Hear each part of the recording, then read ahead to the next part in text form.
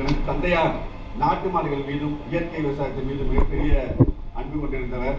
அந்த வகையில் எங்கள் தோட்டத்தில் பிறந்த ஒரு நாட்டு மாட்டு கன்றை இந்த நிகழ்ச்சியின் இறுதியில் அண்ணன் எடப்பாடி அவர்களுக்கு சிறு அன்பளிப்பாக கொடுத்திருக்கின்றோம். அண்ணன் ஏற்றுக்கொள்வார் என்று நம்புகிறேன். நன்றி. திரு NSP வெற்றி அவர்களுக்கு நன்றி.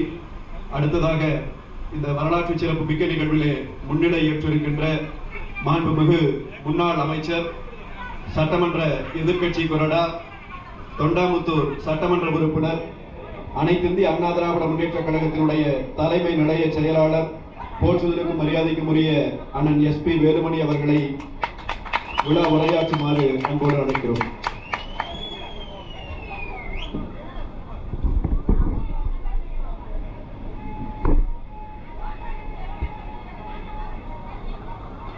சிறப்பு வாய்ந்த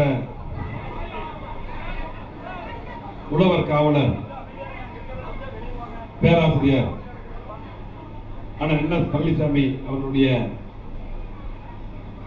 82வது பிறந்தநாள் விழா மற்றும் மணிமண்டபம் சிறப்பு விழா நிகழ்ச்சியிலே கலந்து கொண்டு அற்புதமான இந்த மண்டபத்தை திறந்து வைத்த புரட்சி தமிழர்